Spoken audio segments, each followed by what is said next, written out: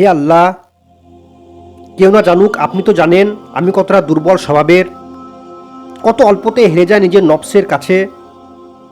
ইচ্ছে না থাকা সত্ত্বেও বারবার নফসের কুমন্ত্রণায় সাড়া দিয়ে ফেলি। শয়তানের ছন্ন পাদে পা দিয়ে ফেলি। কতটা অকৃতজ্ঞ নিকৃষ্ট এক জালিম আমি।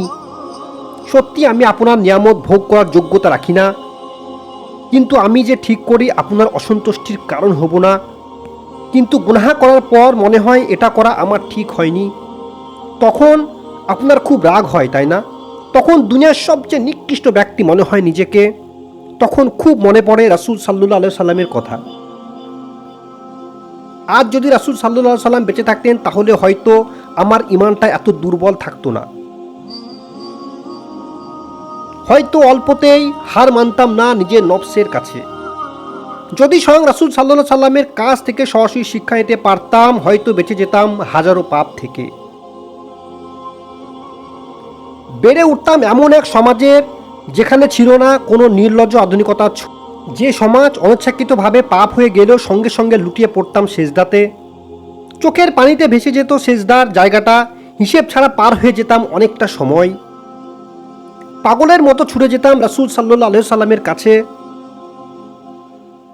তিনি যে আমার জন্য একটু দোয়া করেন আপনার কাছে, আপনি যেন আমার উপরে রাগ না করে থাকেন। হে আল্লাহ, রাসূল সাল্লাল্লাহু আলাইহি সাল্লাম তো নেই এই দুনিয়ার বুকে।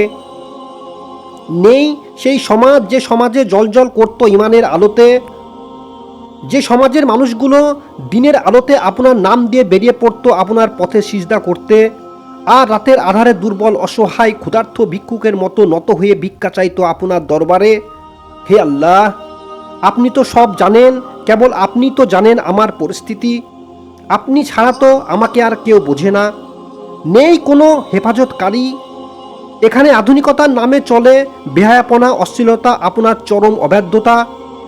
আমার পাশে রয়েছে গুনাহ করার অসংখ্য সুযোগ, কিন্তু আমি যে কেবল আপনার পথটাই বেছে নিয়েছি। আমার পাশে কেউ নেই যে আমাকে আপনার পথে অবিচল থাকার জন্য সাহায্য করবে।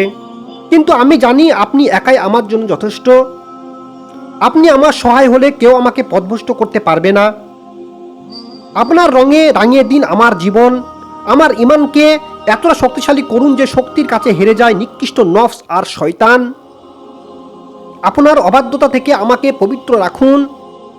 আপনার বাধ্যগত গোলাম হিসাবে কবুল করুন।